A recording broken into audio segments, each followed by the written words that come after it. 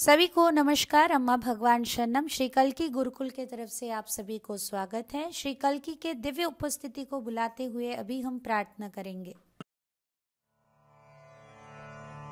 ओम सच्चिदानंद परब्रह्मा पुरुषोत्तमा परमात्मा श्री कल्की भगवती समेत श्री कल्की भगवते नमः।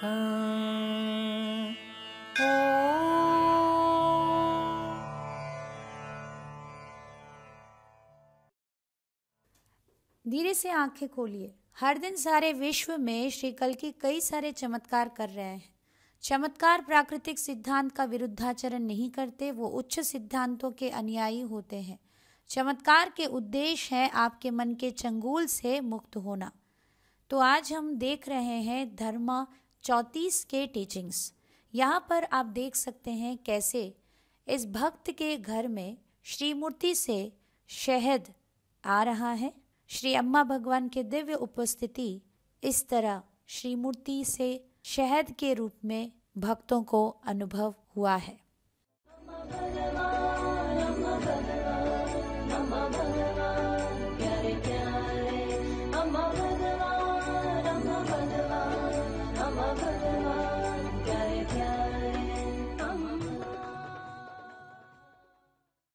श्री भगवान जी के दिव्य संदेश को अभी हम सभी श्रद्धा से सुनेंगे।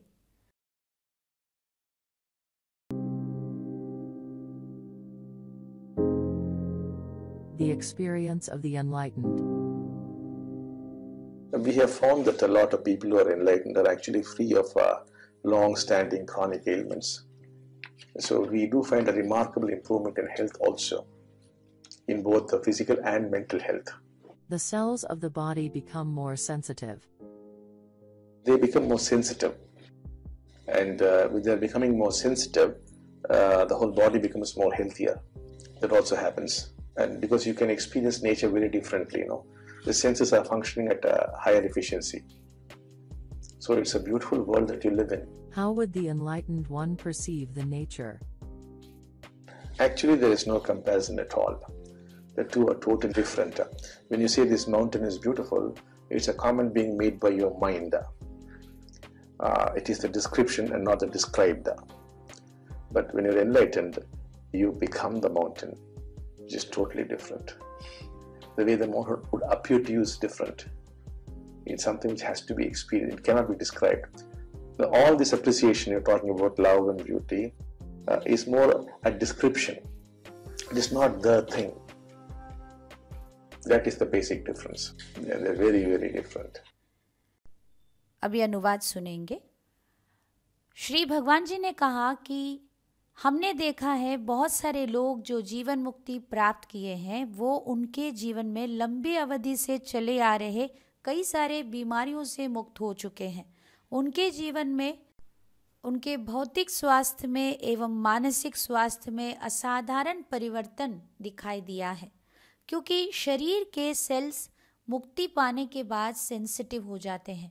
जैसे जैसे आपके शरीर सेंसिटिव होता जाएगा, आप एक बहुत ही स्वस्थ शरीर को अनुभव करते हैं, क्योंकि मुक्ति पाने के बाद व्यक्ति बहुत संवेदनशील हो जाते हैं, तो उनके शरीर के कोशिकाएं ग्रहणशील हो जाते हैं, जिसके वजह से वो स्वस्थ हो जाते हैं। क्योंकि मुक्ति पाने के बाद वो अपने पंचेंद्रियों को बहुत सतर्क अवस्था में अनुभव करते हैं। व्यक्ति के सेंसेस जो हैं वो हायर एफिशिएंसी के साथ काम करते हैं, जिसके वजह से प्रकृति को वो पूर्ण रूप से अनुभव करते हैं। तो उनके लिए ये दुनिया बहुत सुंदर बन जाता है, जिसको वो पूर्ण रूप से जीते हैं।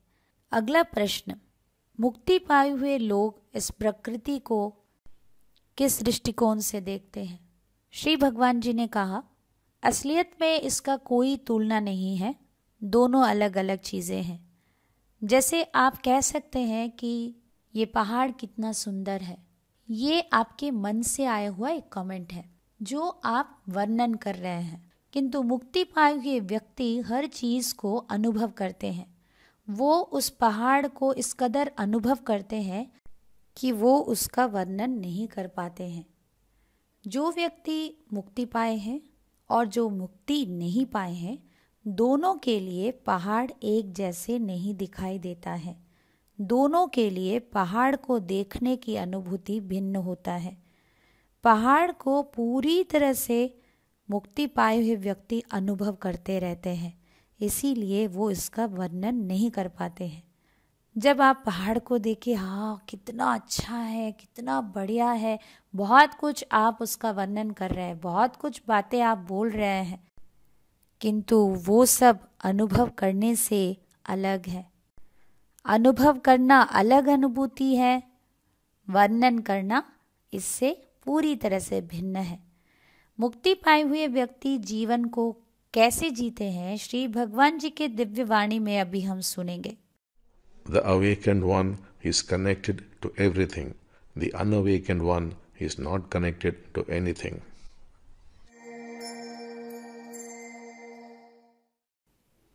जीवन मुक्ता हर एक चीज के साथ संयुक्त रहते हैं। मुक्ति ना पाने की अवस्था में व्यक्ति किसी भी चीज से संयुक्त नहीं रहते। हर व्यक्ति के अंदर मैं की अस्तित्व, एक पृथक अस्तित्व, दूसरों से अपने आप को अलग अनुभव करने की ये जो भाव है, जिसे हम सेंस ऑफ सेपरेट एग्जिस्टेंस बोल रहे हैं, ये हमें दूसरों से अलग करता है। इस विभाजन के भाव के वजह से हम हर चीज़ से, हर व्यक्ति से डिस्कनेक्टेड अनुभव करते हैं। ये विभाजन का ये जो दीवार है, जब ये टूट जाता है तो हम मुक्ति प्राप्त करते हैं, जहाँ पर मैं, मेरा, तुम्हारा, उनका ऐसे कोई विभाजन नहीं होता। ऐसे आप अनुभव करते हैं कि सब कुछ एक ही है। सभी के साथ, सभी लोगों के साथ आप एकत्व को अनुभव करते हैं। आप एक कनेक्टेडनेस को अनुभव करते हैं। आपके लिए दूसरे कोई नहीं है, आप ही सब कुछ है। और वहाँ पर कनेक्टेडनेस इतना ज़्यादा है कि आपको स्वाभाविक रूप से दूसरों के प्रति एक कंसर्न फील होता है, करुणा भी अनुभव होता है। अगले टीचिंग को देखेंगे। जो लोग जीवन में कोई भी भूमिका के बिना रहते हैं, वो दुखी रहते हैं। हम सभी को कोई ना कोई काम करना ही है, किंतु प्रश्न ये है कि जो भी काम हम करते हैं वो बस एक काम है या नहीं तो वो हमारा भूमिका है। भूमिका वो होता है जिस काम से हमें जीवन में अत्यंत तृप्ति प्राप्त होता है, उसमें हमें एक अर्थ परमार्थ प्राप्त होता है, जो आपको शक्ति देता है, सशक्त करता है, हमारे जीवन का उद्देश्य बन जाता है। वो पूरी तरह से हमें एब्जॉर्ब कर लेता है, उसे करने में हमको बड़ा आनंद मिलता है।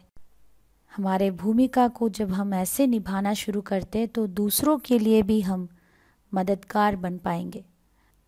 हो सकता है कि आपकी भूमिका गृहिणी बनना हो, या एक कारपेंटर बनना हो, या कि इंजीनियर बनना हो, या सीईओ बनना, या ऑटो ड्राइवर बनना। जब आप एक गृहिणी बनके अपने भूमिका का निर्वाहन करेंगे, तब आप उसको पूर्ण रूप से एंजॉय करेंगे। मान लीजिए किसी के लिए ऑटो ड्राइवर बनना उनका एक भूमिका है, तो वो पूरी तरह से उसे एंजॉय करेंगे, उसके ऊपर विलाप नहीं करेंगे। अगर आपके लिए आपका काम बस एक ड्यूटी है, तो आपके घर में वो सारे काम करना आपके लिए एक बहुत बड़ा बोझ बन जाता है। ऑटो चलाने वाले व्यक्ति के लिए भी ऑटो चलाना बहुत मुश्किल हो जाएगा, क्योंकि उनके भीतर वो एक अभाव को, एक लैक को फील करेंगे। उदाहरण के लिए चेन्नई में एक ऑटो ड्राइवर है जिनको लगता है कि ऑटो चलाना उनका एक भूमिका है, जिसके वजह से वो बड़े खुश हैं और उनके कस्टमर्स के लिए उनके ऑटो में बैठने की अनुभूति को वो हमेशा बहुत बढ़िया बनाने की कोशिश में लगे रहते हैं, जैसे कि उन्होंने अपने ऑटो में वाईफाई लगाया, मैगजीन्स रखा और वहाँ ठंडक के लिए उन्होंने अच्छा एक अरेंजमेंट किया। वो अपने कस्टमर्स को इतना खुश करते हैं कि लोग बार बार उनके ऑटो में बैठना पसंद करते हैं। आज यह व्यक्ति इतना फेमस हो चुके हैं कि टेडेक्स में टॉक देने के लिए उनको बुलाया गया था, उन्होंने दिया। श्री भगवान जी के अगले टीचिंग देखेंगे। एकत्व समस्या का समाधान करता है, जबकि समानता समस्या की सृष्टि करता है। एकत्व अलग है, समानत्व अलग है। समानत्व अर्थात सभी एक ही रंग के कपड़े पहनना है, सभी एक ही खाने को खाना है, उसमें किसी भी प्रकार के भिन्नता नहीं रहना है, सभी के पास एक ही परिमाण के पैसे होने चाहिए। ये कैसे संभव है? अगर इस प्रकार से सब कुछ हम समानत्व के ओर से देखेंगे तो वो समस्याओं को सृष्टि करेगा, जबकि एकत्व हर चीज में एक यूनिकनेस को पहचानने की एक स्थिति है, जहाँ पर हर व्यक्ति के विशेषता को स्वीकार किया जाता है। इसके वजह से वहाँ किसी भी प्रकार के तारतम्य, डिफरेंसेस नहीं होते, केवल कनेक्टेडनेस होता है। उदाहरण के लिए हमारे मानव शरीर को देखिए। हमारे शरीर में सभी ऑर्गन्स एक जैसे नहीं हैं। हर एक ऑर्गन बहुत यूनिक वे में कंट्रीब्यूट कर रहा है। वो दिखने में भी अलग है और उसके कार्य करने की शैली भी अलग है। हर एक ऑर्गन हमारे शरीर के लिए बहुत ज़रूरी है। कोई भी एक ऑर्गन अपने वर्चस्व को स्थापित करते हुए मैं सभी से सुपीरियर हूँ करके नहीं बोलता। वो सभी अपने अपने स्थान पे बहुत ही अलग है और सभी एक दूसरे के साथ समन्वय के साथ काम करते हैं। वही एकत्व है, वही वननेस है, और वननेस समस्याओं को समाधान करता है। अगली टीचिंग देखेंगे। जहाँ महत्व पाने की लालसा होता है, वहाँ कोई रिश्ता नहीं होता। मुक्ति ना पाए हुए व्यक्ति के लिए हर रिश्ता क्या है? उनके लिए रिश्ता का अर्थ है उनके मानसिक आवश्यकता को पूर्ण करने की एक जरिया। मानसिक आवश्यकता जैसे कि महत्व पाने की इच्छा, हर किसी के अंदर यह अभिलाषा है। अगर आप लगातार अपने मंगेतर से महत्व पाने की लालसा रखते हैं, आप कोशिश करेंगे कि वो किसी और चीज़ को या किसी और व्यक्ति को बिल्कुल ध्यान नहीं देना है। अगर वो ध्यान देते हैं तो आप इनसिक्योर हो जाते हैं, जिसके वजह से सामने वाले व्यक्ति की स्वाधीनता पूरी तरह से नष्ट होता है। वो डर जाएंगे। अगर आप हर्ट हो जाते हैं तो क्या होगा, आपको कैसे मनाना पड़ेगा, ये बात उनके लिए एक बर्डन बन जाता है। तब आपका ये रिश्ता खुशी के लिए नहीं बल्कि एक दूसरे के लिए एक बर्डन बन जाता है। रिश्ते ऐसे होना चाहिए जहाँ पर परस्पर लोग जैसे वो हैं वैसे वो रह सकते हैं। अगर वैसे वो नहीं रह सकते हैं तो वो पीड़ादायक बन जाता है।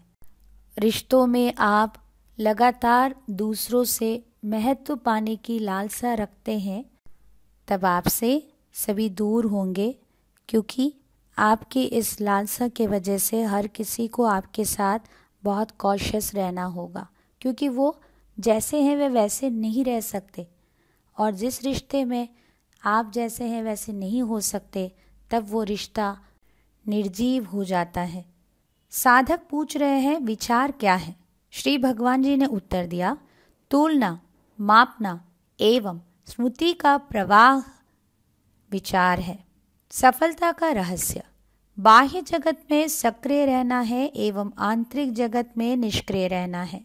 उदाहरण के लिए आपके घर के टैप लीक हो रहा है तो आपको तुरंत कुछ करना होगा और उसे बंद करना है।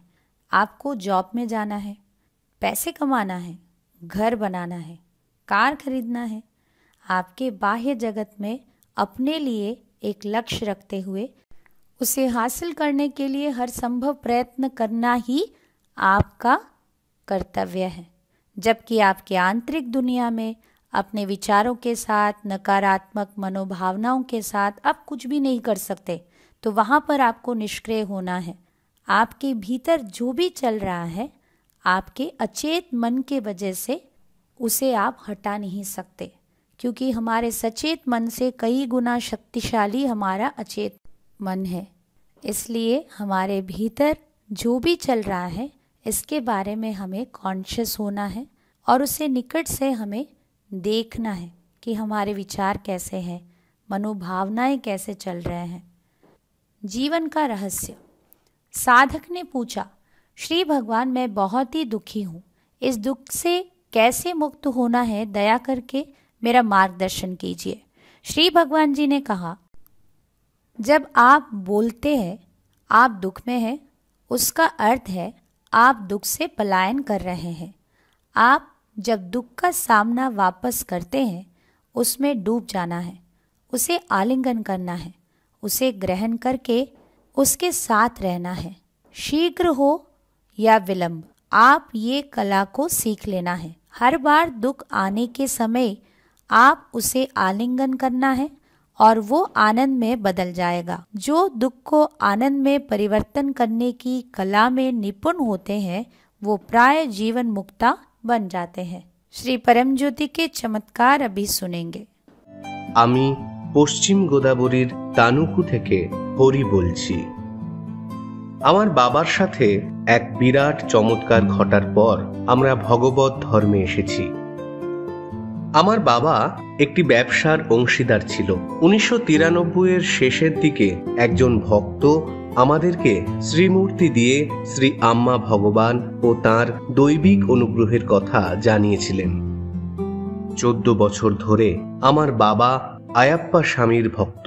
তিনি কিছুতেই শ্রী কল্কিকে বিশ্বাস করতেন না, কিন্তু শ্রীমূর্তি বাড়িতে আনার পর থেকেই আমার মা তাঁদের সাথে নিবিড় বন্ধন অনুভব করেছিলেন এবং শ্রী কল্কির সেবা ও পুজোতে নিয়মিত অংশগ্রহণ করতেন। আমার মাকে সকল পুজো প্রক্রিয়ার স্থানে পৌঁছে দিলেও বাবা নিজে শ্রীমূর্তির দিকে ফিরেও তাকাতেন না। এর কয়েক মাস পরে একজন অংশীদার প্রতারণা করায় বাবার ব্যবসায় বিপুল ক্ষয়ক্ষতি হয়। এই প্রচণ্ড মানসিক আঘাতের ফলে বাবা কোমায় চলে যায় এবং বাবা কবে স্বাভাবিক অবস্থায় ফিরতে পারবেন তা নিয়ে চিকিৎসকরাও সন্দিহান ছিলেন। সুস্থ হতে 6 মাস কিংবা 1 বছর সময় লাগলেও তাদের কিছুই করার ছিল না। আমি বাবার আরোগ্য কামনা করে আন্তরিকভাবে শ্রী কল্কির কাছে প্রার্থনা জানাই এবং আশ্চর্যজনকভাবে ওই রাত্রেই ঠিক 12টার সময় চিকিৎসকের রূপ ধরে শ্রী আম্মা ভগবান প্রত্যক্ষ হন। আমার দিদি ও কাকা যখন হাসপাতালে বসে শ্রী কল্কির ভজন গাইছিল, ঠিক ওই সময় শ্রী আম্মা ভগবান জ্যোতিষ রূপে বাবাকে দর্শন দিয়ে বাবার মুখ খুলে মুখের ভিতর কিছু করেন ও দীক্ষা প্রদান করে অন্তর্হিত হয়ে যান। এর পরদিন সকালবেলা একজন সুস্থ স্বাভাবিক মানুষের মতো বাবাকে উঠে বসতে দেখে চিকিৎসকেরা বিস্ময়ে স্তম্ভিত হয়ে যায় এবং ওই বিরাট চমৎকার কিভাবে ঘটল বাবার কাছেই সেটা জানতে চান। বাবা তখন কোনো সদুত্তর দিতে পারেননি। ওই দিনই হাসপাতাল থেকে ছুটির পর বাড়ি এসে প্রথমবার শ্রী কল্কির শ্রীমূর্তির দিকে দৃষ্টিপাত করে বাবা নিশ্চিত হয়ে বলেছিলেন যে আগের দিন রাত্রে তাঁরাই বাবাকে অস্ত্রোপচার করেছিলেন। ওই দিন থেকে বাবা শ্রী কল্কি ও স্বামী আয়াপ্পা যে অভিন্ন এ কথা বলতে থাকে এবং তৎক্ষণাৎ আবিষ্কার করে যে প্রত্যেক স্বরূপই শ্রী কল্কি। সেই মুহূর্ত থেকে শ্রী কল্কি সর্বদা আমাদের পরিবারের সাথে থেকে সুরক্ষা প্রদান করে চলেছেন ও আমাদের জীবনে অগণিত চমৎকার ঘটিয়েছেন। এজন্য শ্রী কল্কিকে অসীম কৃতজ্ঞতা জানাই। हमारे जीवन में दैविक कृपा को पहचानना बहुत ज़रूरी है। कृपा को पहचानिए तो वो चमत्कार के रूप में बदल जाता है और चमत्कार बोलते हुए बांटते हुए ईश्वर की कृपा को और अधिक अनुभव कीजिए।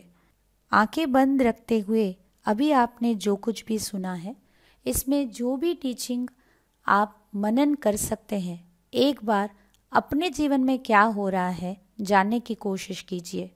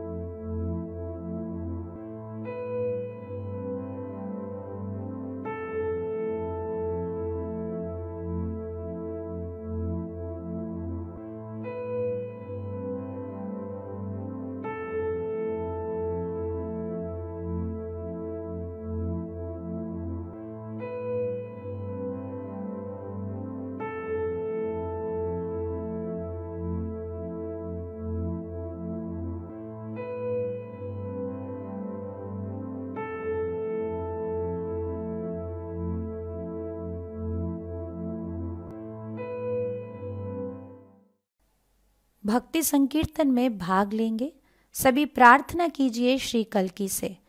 आज जो भी टीचिंग्स हमने प्राप्त किया है, यह टीचिंग हमारे लिए एक पर्सनल रियलाइजेशन बनना है, ऐसे अभी हम प्रार्थना करेंगे।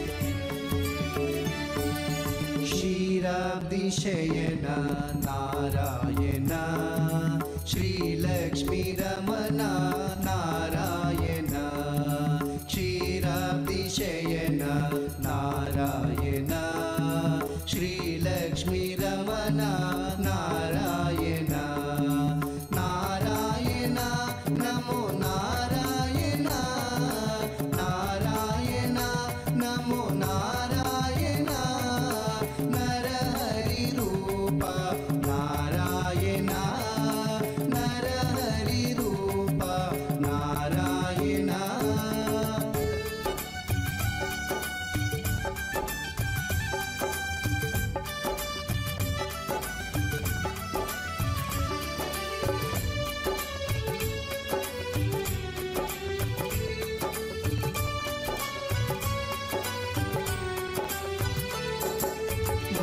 वैकुण्ठवास नारायण वैदर्भितनया नारायण वैकुण्ठवास नारायण वैदर्भितनया नारायण। सभी को नमस्कार। अम्मा भगवान शरणम।